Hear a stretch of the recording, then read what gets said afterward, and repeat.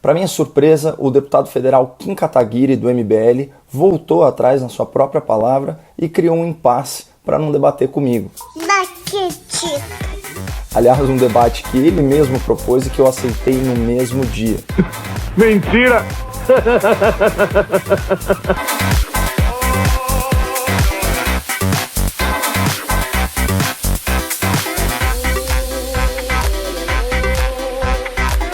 Mas além de voltar atrás no que disse, criou outras exigências, como por exemplo, realizar o debate ao vivo. Ah não, aí ele está falando. Mete a bala nele, mata esse danado! Criando a narrativa ridícula de que eu tenho medo de debater ao vivo. Ah não, eu falei que não quero ir, eu não quero ir.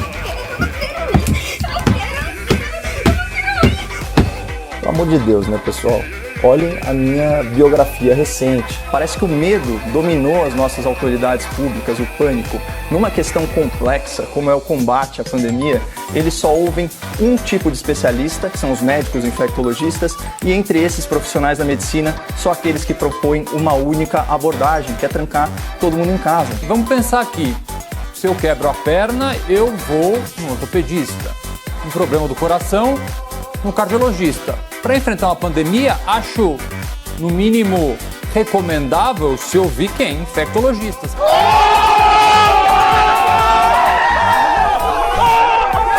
E com todo respeito ao Kim, eu não debatia com estudantes universitários como é o caso dele. Eu não passo pano pra nazista. Mas tem um pano de... Que horror, Fefito. Você tá falando que eu passo pano pra nazista? Não, pelo amor de Deus. Eu não passo pano pra nazista. A carapuça não foi pra você. Tem um pano Essa carapuça serve! de fundo que é o Tem seguinte. carapuça nenhuma, cara. Você não vai falar um absurdo desse no ar, você tá louco? Então vai tomar no cu! Eu debatia com mestres e doutores em direito de grandes bancas.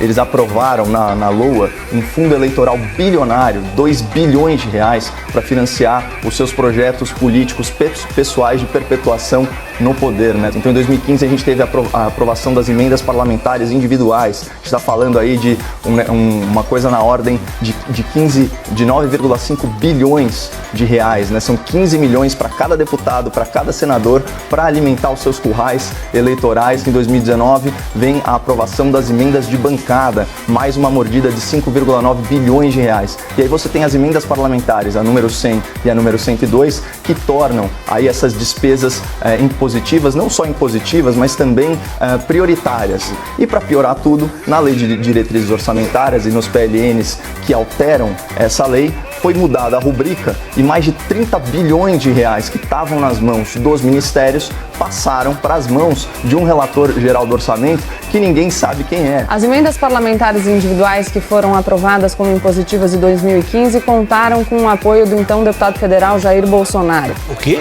As emendas de bancada que foram aprovadas por propostas de emenda à Constituição em 2019 foram aprovadas com o apoio do agora presidente Jair Bolsonaro, inclusive com um discurso do Eduardo Bolsonaro na Câmara falando que aquilo era uma vitória do governo. Como? A lei de diretrizes orçamentárias ela foi aprovada, dando mais poderes para o relator do orçamento numa sessão na Câmara em dezembro de 2019, na qual os deputados que integravam a base do governo disseram que a orientação do governo era votar sim. A gente não sabe a posição do Eduardo Bolsonaro, porque ele não estava na Câmara, ele estava viajando. Tá bom. Sobre os PLNs aos quais o Caio se refere, são PLNs devolvendo parte do poder do relator do orçamento que foram enviados pelo presidente Jair Bolsonaro, são assinados por ele.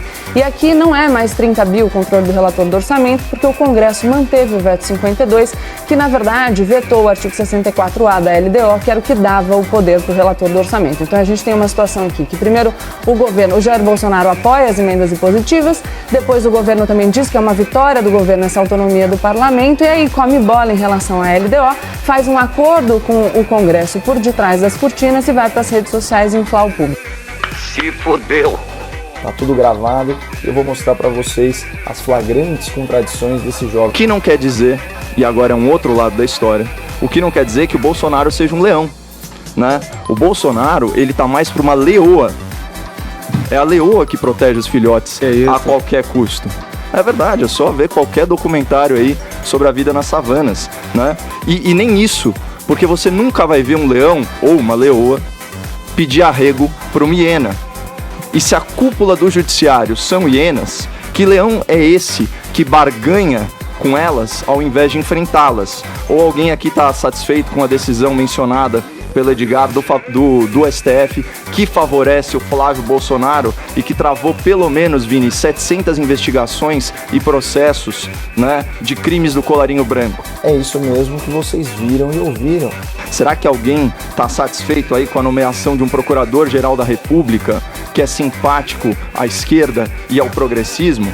Né? Então, cadê você nessa savana, Bolsolion? Eu não faço a menor ideia, metaforicamente, de qual bicho representaria melhor o nosso presidente. Mas leão que se acerta com hiena não é um leão de verdade. É isso mesmo que vocês viram e ouviram.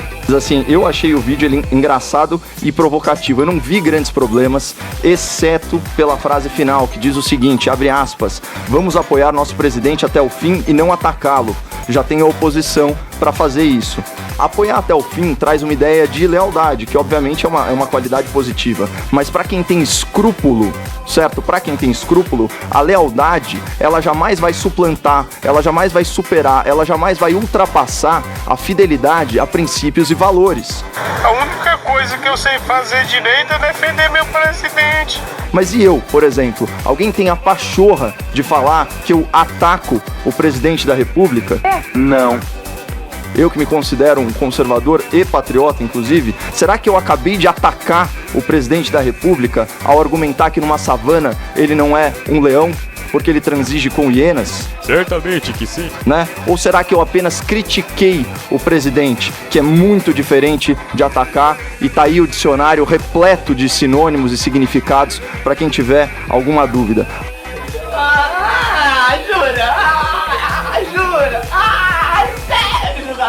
A sabedoria popular, ela valoriza não só a crítica como o alerta. É como diz aquele ditado, quem avisa, amigo é. Então é infinitamente melhor o governo ter críticos de boa fé que apaniguados puxa saco. É isso mesmo que vocês viram e ouviram.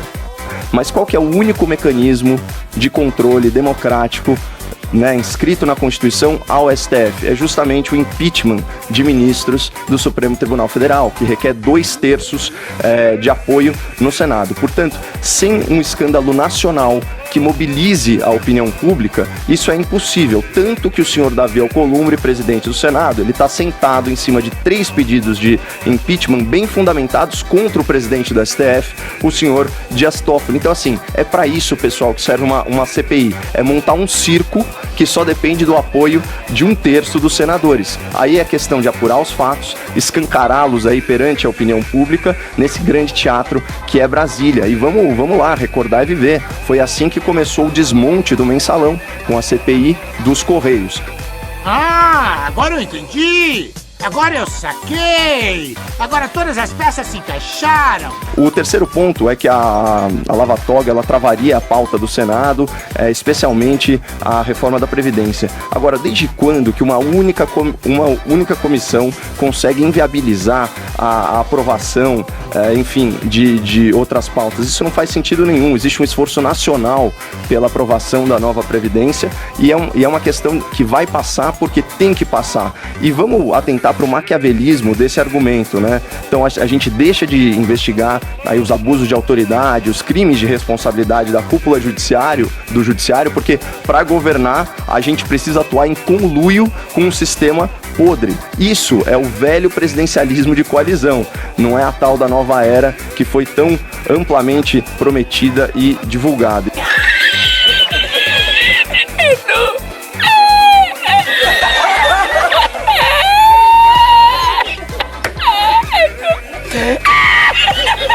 E aqui nesse momento eu queria recomendar para o ouvinte da PAN que assistisse a um vídeo visceral do youtuber Nando Moura sobre esse assunto. O vídeo se chama Lava Toga. E assim, é nítida, é patente a indignação dele que é bem genuína.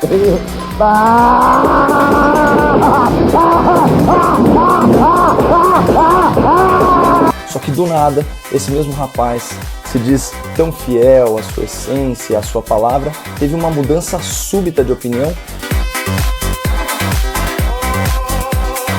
Mudou radicalmente de postura, fazendo jus à sua reputação de vir a casar. E aí, então, o que você acha que aconteceria durante um debate ao vivo? Não sei. Em tempo real, essa milícia digital do MBL já ia editar trechos do vídeo, já ia viralizar memes Conversei com o filho aí. e já ia criar narrativas para me atacar. Problema seu. E sendo eu o publicador exclusivo do conteúdo do debate, incluindo material de divulgação, fica muito mais difícil para o MBL criar as suas narrativas. E fica praticamente impossível eles atingirem o verdadeiro objetivo deles com esse debate, que é usar a minha credibilidade e a minha visibilidade para ganhar visualizações, monetização, inscritos e, acima de tudo, palanque político. Será? Só por causa desse comunicado, o nosso canal ganhou mais de 50 mil novos inscritos, atingindo uma marca impressionante para quem tem menos de 50 vídeos publicados, de 1.250.000 pessoas.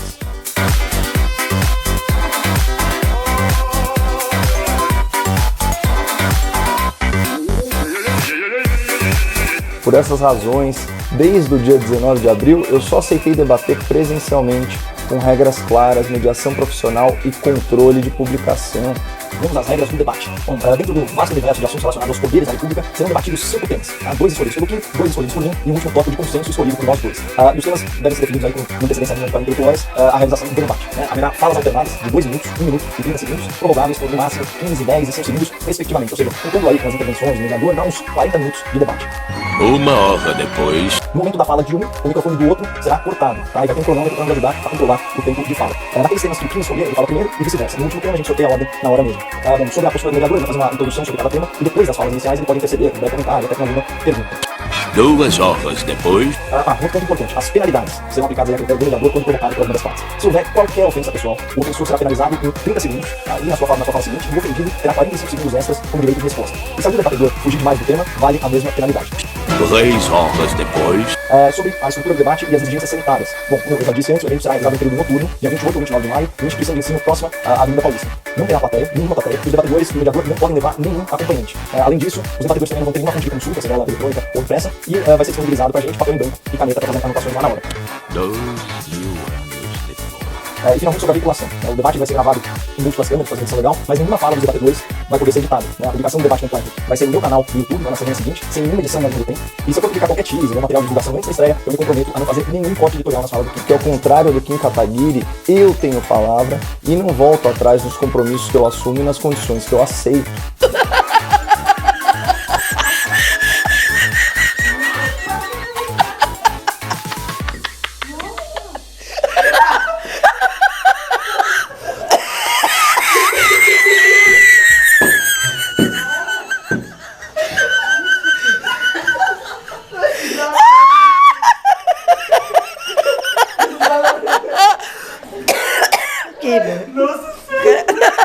Aperta o botão aqui em cima.